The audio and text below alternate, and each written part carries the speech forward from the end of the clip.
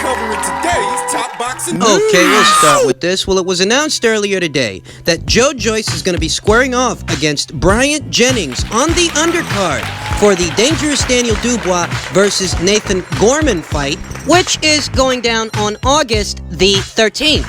We know that Joe is coming off that win over Alexander Ustinov, which was a third-round TKO stoppage, whereas Bryant Jennings is coming right off a loss in the 12th round TKO stoppage to Oscar Rivas. And, these are just my thoughts on the fight. For Joyce, this is a fight that makes sense. He's taking on someone that's seasoned, someone who's been around the block, someone who has competed at the championship level. I'm not critical of this fight because Joyce, as it stands today, only has 9 professional fights. So he's already working at an accelerated rate, having fought, a guy like Bermane Stiverne, then a guy like Ustinov. He steps it up a bit. He takes on a Bryant Jennings. For a guy with 9 professional fights, context is key here. That for a guy with only 9 professional fights, yes, this actually makes sense. For Joe, it is a step up in competition. Why? Because he only has 9 professional fights. You got other guys that they wouldn't be fighting a Bryant Jennings until after maybe, 15, 20 professional contests. They wouldn't even be fighting a guy like that who has competed at the world level. Whereas for Joe, he's working at an accelerated rate because he's not a young guy. He doesn't have that many professional fights, so it does make sense.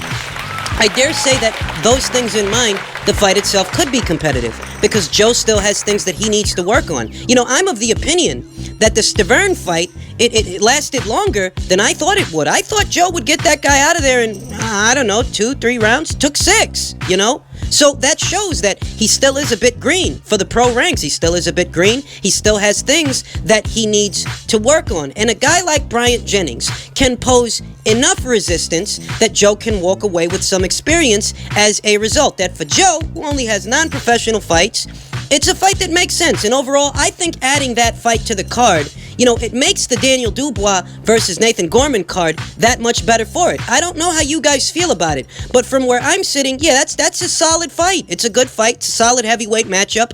And, I look forward to seeing how it breaks down because Bryant Jennings isn't going to simply, go in there and lay down for the guy. He's going to make things difficult. Don't let the fact that he's coming off a loss to Oscar Kaboom Rivas fool you into thinking that he's a walk in the park. Least of all, for a guy like Joe, who only has non-pro fights.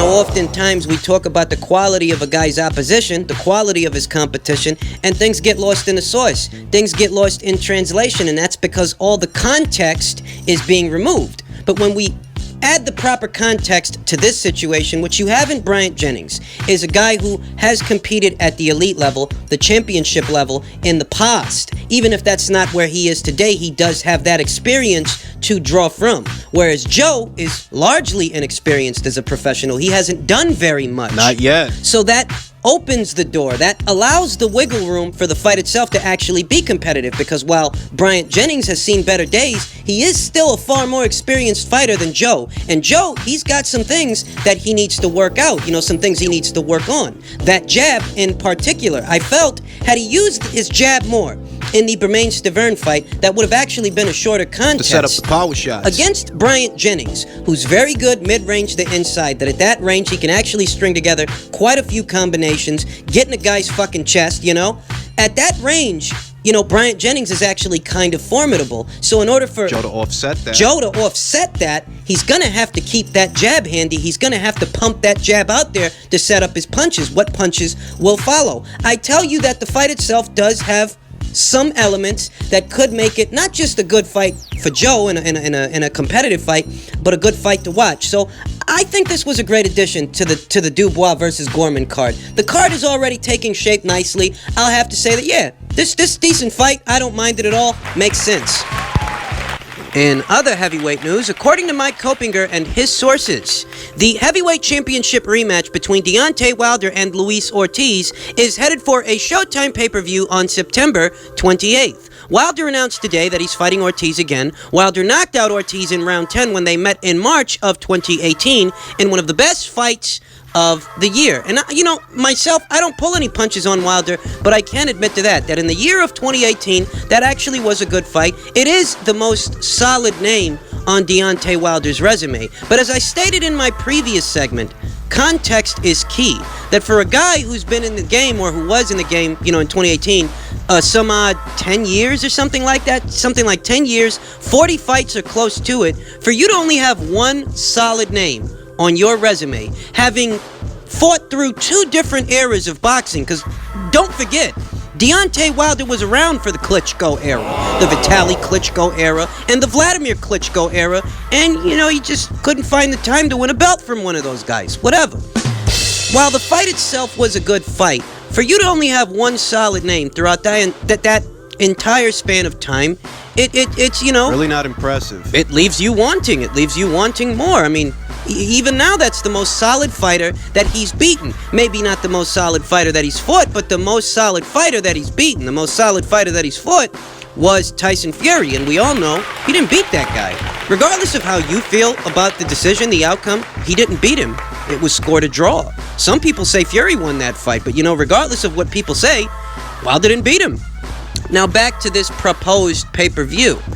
I gather that if this is how the story will break down, if the news checks out, and it's a pay-per-view. If the story checks out, and the people over there at PBC and Showtime intend to air this as a pay-per-view, it's yet another attempt to raise Wilder's marquee value. Not to be confused with his profile, because his profile has grown a bit. This year. Oh, ever since this Joshua versus Wilder fight became a conversation, his profile actually has been raised. But it's his marquee value that's most important, because his marquee value is the money that he can generate with his fights. You can raise the guy's profile with Instagram followers and Facebook comments and tweets. A lot of people could be talking about the guy, but unless those people are generating money for that guy by going to his fights or buying them on pay-per-view, then it's for nothing. Because you're not looking for popularity in the sport of prize fighting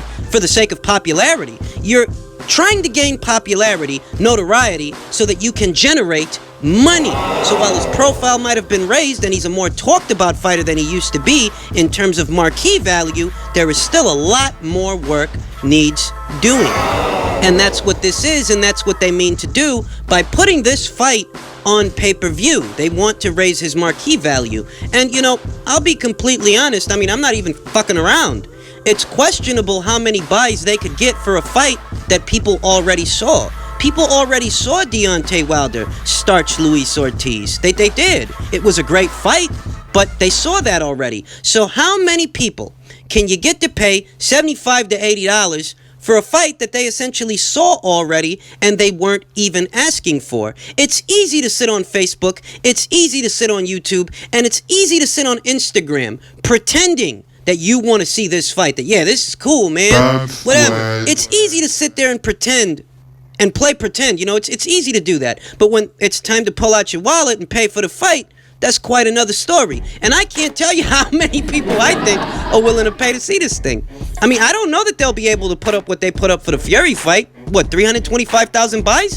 I don't know that they're going to be able to put that up with a rerun. With a rerun that they weren't asking for. You can sit here talking that fucking shit all day, but just how many people are actually going to pull out their wallets to buy the pay-per-view? For a rerun. When they fucking saw this thing already. They did. They saw it already, and it was a good fight, but they didn't ask for a rematch. I didn't. Did you?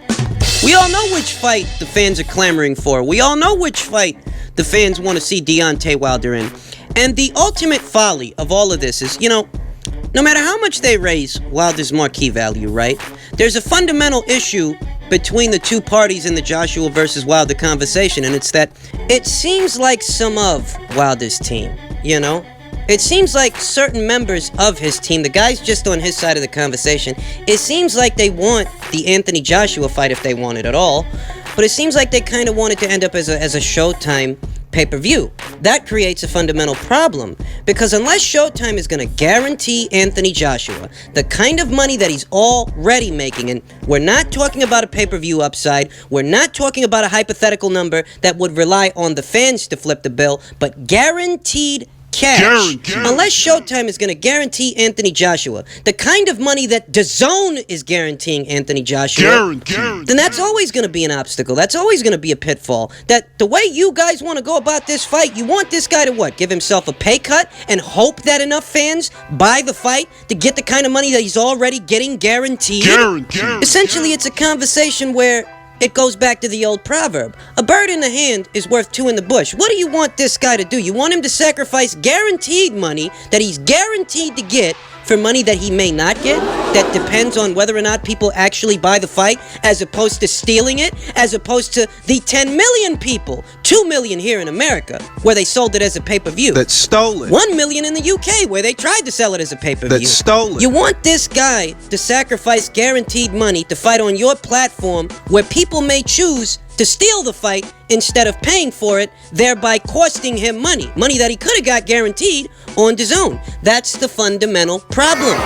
Wilder keeps trying to be a pay-per-view star. He keeps trying to become a pay-per-view star when pay-per-view is a dying market. You look at the nominal success that pay-per-views have been having as of late, and it's nominal success. These guys are lucky that they haven't flopped, and that's how bad things have become, that these days guys celebrate simply not flopping instead of, turning over a massive profit. That's the mediocrity. Guys are celebrating nominal success. 325,000, solid number for a guy who's debuting on pay-per-view. But it is a nominal success. It's not a big success. It's a nominal success. The same applies with the Spence versus Garcia pay-per-view. Nominal success. Not bad, but it ain't great. And just that pitfall that it seems like Wilder still wants to become a pay-per-view attraction when pay-per-view seems like a dying market. A lot of people in this country do not want to pay $75 to watch a fight when they have the alternative of stealing it. And if you're a guy who's getting guaranteed money, you don't need to rely on the pay-per-view market in America to make your cash, to finance your paydays. You're getting guaranteed cash from DAZN. If you're that guy, why would you sacrifice that so that you can gamble on the pay-per-view market, which may or may not be fruitful? A lot of guys think this is the Floyd Mayweather era still. That's what it is. They think it's the Floyd Mayweather era. In the Floyd Mayweather era, while he might have made the money that he made, streaming, well, let's not call it streaming, let's call it piracy. There was piracy. There's always been piracy, but not this much. Not to where you could go on Facebook and watch the fucking fight. Not to where you could go on Instagram and somebody streaming a fight from their house in a live feed. Not to where you could go to any number of links, on the internet that'll show you the fight for free. It was never in as high abundance as it is now. So the idea that, Floyd did this, this ain't the Floyd Mayweather fucking era, okay? You guys need to snap out of it. Wake the fuck up. I mean, if Canelo Alvarez, who is 10 times the pay-per-view attraction that Deontay Wilder is, and Anthony Joshua in America, but if Canelo Alvarez opted out of gambling on the pay-per-view market for guaranteed cash, From DAZN, that only accentuates, that only amplifies how ridiculous it is for Wilder to still be trying to become a pay-per-view attraction when he could have took a guaranteed 100 mil, got a shot at Anthony Joshua, win or lose. And then, this is a rerun. That's what makes it even more bizarre. You're trying to stage a rerun as a pay-per-view. I mean, if the story checks out. Who knows if they'll change their minds from now until September. They might, because remember, they tried to pitch the Brazil fight as a pay-per-view, and they quickly changed their fucking minds about that shit. So who knows if that's what's gonna happen with this. But I'll say that this is why the Ortiz fight is folly. I mean, if you plan on having this guy fight Kaunaki, you might as well have had him fight him next instead of Ortiz. That probably would have got a little bit more interest because it's a fresh face. You're trying to give people a rerun in place of a Joshua fight. And while a couple of weirdos on YouTube, Instagram, and Facebook might be okay with it, the truth of it is going to show up in the numbers. You try to stage this thing as a pay-per-view, the truth of it is going to show up in the numbers. And finally, Luis Nery, La Panterita, is set to be fighting Juan Carlos Payano on the undercard for the Keith Thurman versus Manny Pacquiao pay-per-view. And, we know that Payano, he squared off against Naoya Inoue in the early phase of the World Boxing Super Series, so this is going to drum up some conversations, depending on how Luis Nery looks against Payano and how quickly he dispatches him. Now, I realize that triangle theories don't work. They don't. You know, I mean, more often than not, they don't work. The only scenario I can think of where a triangle theory might actually lend insight Into a contest. is if two of the fighters in the triangle have the same base style. That's saying that if a boxer puncher squared off against a pressure fighter and the other fighter, the third fighter in the triangle, is also a pressure fighter, then maybe you might get a little bit of insight because two of the guys in the triangle have the same base style.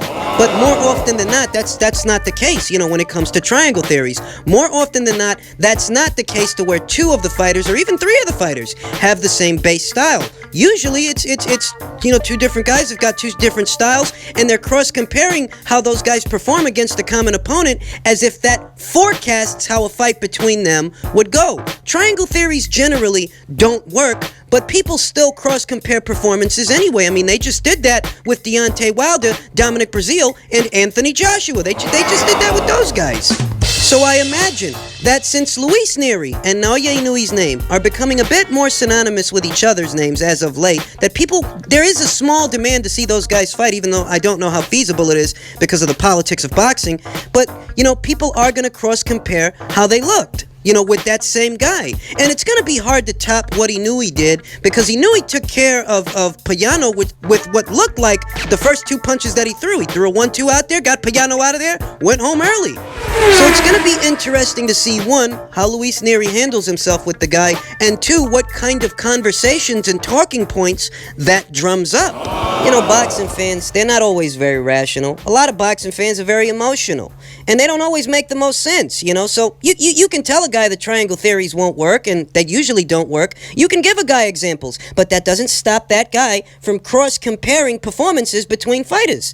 I think it's because certain things get lost in the sauce. Triangle theories may not necessarily forecast outcomes. They might not. But what they do speak to, sometimes, not always, but sometimes, what they do speak to is the level at which a fighter operates. That at minimum, what you can say is that certain guys are competing at or around the same level because they can beat the same kind of opponents. Maybe they beat that opponent different than the other guy, but they can beat that guy, so they are more or less operating around the same level. At minimum, you can say that about common opponents. But trying to forecast an outcome based on a triangle theory, well, that generally doesn't work. Doesn't stop people from cross-comparing performances, but, you know, what the fuck are you gonna do? Boxing fans are not always the brightest bunch. So look out for Luis Nery versus Juan Carlos Payano on the undercard for Thurman versus Pacquiao.